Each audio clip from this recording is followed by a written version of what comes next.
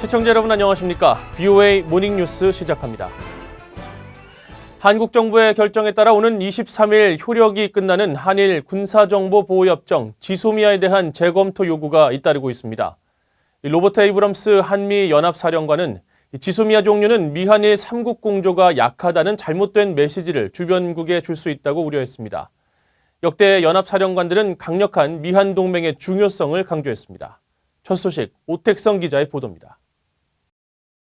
로버트 에이브럼스 한미연합사령관 겸 주한미군사령관은 12일 평택 험프리스 기지에서 열린 취임 1주년 기자간담회에서 미한일 3국 공조의 중요성을 강조했습니다.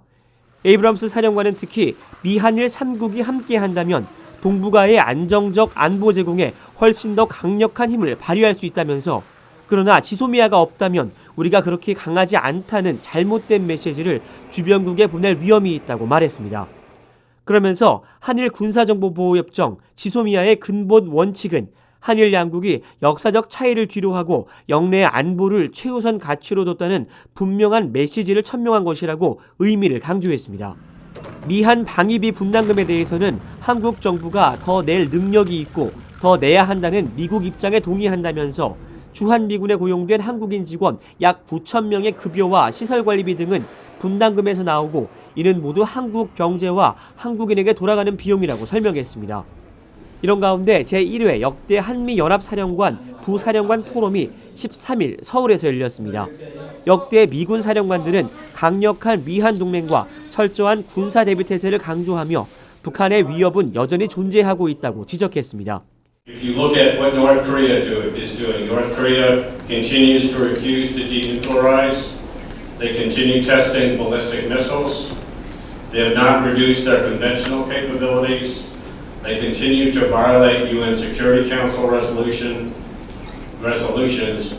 제임스 서먼 전 사령관도 북한은 비핵화에 대한 변화를 보여주지 못하고 있다며 미한 연합군은 즉각적인 전투 태세와 군사 훈련이 필요하다고 강조했습니다.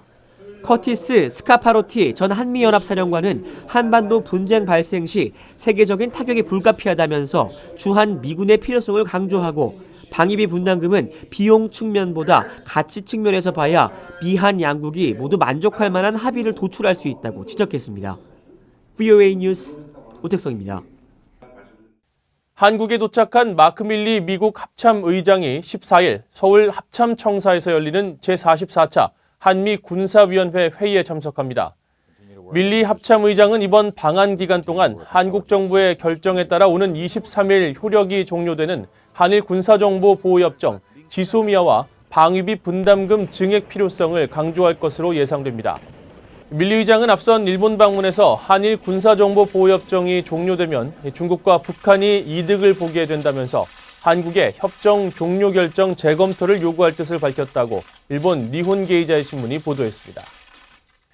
미국은 비핵화 협상 재개를 위해 물밑으로 설득하고 있지만 북한이 이를 거부하고 있다고 미국의 전문가들이 밝혔습니다. 미국이 협상에서 유연성을 보이고 있지만 북한이 정상 간 만남만을 고집하고 있어 비핵화 합의 기회를 놓치고 있다는 지적도 나왔습니다. 김칸희 기자가 보도합니다. 게리 세이모어 전 백악관 대량살상무기 조정관은 미국이 뉴욕 채널과 스웨덴 정부를 통해 북한의 협상 재개를 지속적으로 촉구하는 메시지를 보냈을 것이라고 말했습니다. 그러나 북한이 실무회담 재개에 관심이 없는 것 같다고 지적했습니다. I think they're missing an opportunity to try to work out a modest step toward denuclearization when they have very flexible and friendly leaders in the U.S. and South Korea. 세이모어 전 조정관은 그러면서 현재 상태에서 북한은 전략 수정 없이 연말까지 미국의 셈법을 바꾸라는 압박과 위협을 계속할 것으로 전망했습니다. 마크 피츠패트릭 전 국무부 비확산 담당 부차관보는 미국 실무회담 재개를 위해서는 북한의 대화 의지가 중요하다고 말했습니다. I don't doubt that the United States could show more flexibility, but according to what I have heard from the last talks in Stockholm, it was the United States that showed some flexibility and the North Koreans showed none. 브루스 클링너 헤리티지 재단 선임연구원도 미국 양측이 물밑 소통은 있지만 만남이나 실무회담 재개 움직임이 전혀 없는 것으로 보인다며 협상 재개 가능성을 회의적으로 전망했습니다. 그러면서 미국이 셈법을 바꾸지 않으면 새로운 길을 택하겠다는 북한의 위협에도 미국이 대북 협상 기준을 낮춰선 안 된다고 지적했습니다. So the U.S. shouldn't lower the bar on requirements for North Korea to comply with the resolutions until North Korea's behavior has changed. The pressure and the sanctions should remain in place because they're responses to actions by the North. 미국 국익연구소의 해리 카지아니스 한국 담당 국장은 북한이 자신들이 제시한 연말 시한을 넘겼다고 새해에 곧바로 대륙간 탄도미사일이나 핵무기를 실험하는 것은 대단히 큰 실수가 될 것이라고 경고했습니다. 그럴 경우 트럼프 대통령은 평양을 타격해야 할 필요성을 느낄 수 있으며 2017년의 화염과 분노 국면으로 되돌아갈 수 있다고 지적했습니다. VOA 뉴스 김칸입니다. 엘리엇 엥겔 미 하원 외교위원장이 북한의 김정은은 신뢰할 수 없는 지도자라며 미국이 북한과 협상에 더 강경한 자세를 보여야 한다고 밝혔습니다. 엥겔 위원장은 12일 워싱턴에서 열린 한미 지도자 대회에 참석해 트럼프 대통령이 김정은과 2번 만났지만 제대로 된 결실을 맺지 못했다면서 이같이 밝혔습니다. 그러면서 북한의 핵무기 제조 기술은 핵무기를 폐기해도 사라지지 않는다면서 북한이 핵무기와 제조 능력을 포기하지 않는 한 김정은과의 만남이 도움이 되지 않을 것이라고 지적했습니다. 또 북한과의 협상에서 핵무기 제조 능력 제한을 위한 강력한 조치가 필요하다면서 미국 협상팀은 강경한 자세를 보여야 한다고 강조했습니다. 최근 미 당국자들과 언론 등에서 북한 문제가 언급되는 횟수가 눈에 띄게 줄었습니다. 미국인들은 주로 북한의 도발 국면에 북한 문제에 관심을 보이는 것으로 나타났습니다. 함지하 기자가 전해드립니다. 도널드 트럼프 대통령은 몇 달 전만 해도 기회가 있을 때마다 북한이나 김정은 위원장에 대해 언급했습니다. 하지만 최근에는 이런 모습을 보기가 힘들어졌습니다. 트럼프 대통령이 가장 최근 북한을 언급한 건 20여일 전인 지난달 21일, 보름 만에 처음 나온 북한 관련 발언이었습니다. But I'll tell you what, if somebody else became president with that same mindset that they had, you'd right now be in a big war with North Korea. 트럼프 대통령이 하루에도 수차례 글을 올리는 트위터에도 지난 8월 이후 북한에 대한 언급은 전혀 없습니다.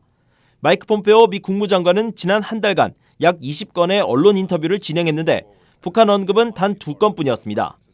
인터뷰 때마다 북한 문제를 먼저 나서서 얘기하고 북한 문제에 대한 질문도 끊이지 않았던 몇 달 전과 비교하면 분위기가 크게 달라진 겁니다. 트럼프 대통령과 폼페오 장관 외에 미 당국자나 미국의 주요 부처들이 북한을 언급하는 횟수도 눈에 띄게 줄었습니다. 뉴욕타임스 신문의 경우 2017년과 2018년 각각 2,500건씩의 북한 관련 기사를 웹사이트에 게시했지만 올해 북한이 언급된 기사는 11월 12일 현재 1,270여 건에 불과합니다. 800에서 900여 건에 그쳤던 2015년과 2016년보단 많지만 최근 2년과 비교하면 확연하게 줄어든 겁니다. 그 밖에 워싱턴의 주요 민간단체들이 북한을 주제로 토론회를 개최하는 횟수나 북한 관련 서적과 영상, 기고문 등의 숫자도 올해 들어 크게 줄었습니다. 세계 최대 인터넷 검색 사이트 구글의 검색어 분석 서비스 구글 트렌즈를 살펴보면 지난 몇 년간 미국인들에게 북한이 가장 많은 관심을 받은 때는 미국과 북한 사이의 군사적 긴장이 최고조에 달했을 때였습니다.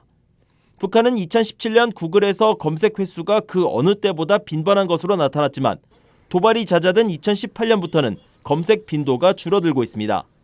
VOA 뉴스 함지아입니다. 제1본 대한민국 민단 중앙본부가 제1동포 북송사업 60주년에 앞서 북한과 제1조선인 총연합회에 사죄를 촉구하는 결의문을 발표했습니다. 제1본 대한민국 민단은 13일 일본 도쿄에 있는 제1본 한국 YMCA에서 북송 60년 특별 심포지엄을 개최한 뒤 발표한 결의문을 통해 북한 당국과 조총련의 지상 낙원이라는 허위 선전으로 추진된 북송 사업으로 일본인 처와 일본 국적 자제 등 93,339명의 제1동포가 북한에 보내졌다며 북한과 조총련은 북송이 허위의 북한 찬미에 기반한 폭거였다는 것을 인정하고 즉시 사죄하라고 촉구했습니다. 북송 사업은 북한과 일본이 체결한 협정에 따라 1959년 이후 조총련계 제1교포들이 북한에 돌아간 사업입니다. 이상으로 VOA 모닝뉴스를 마칩니다. 시청해주신 여러분 고맙습니다.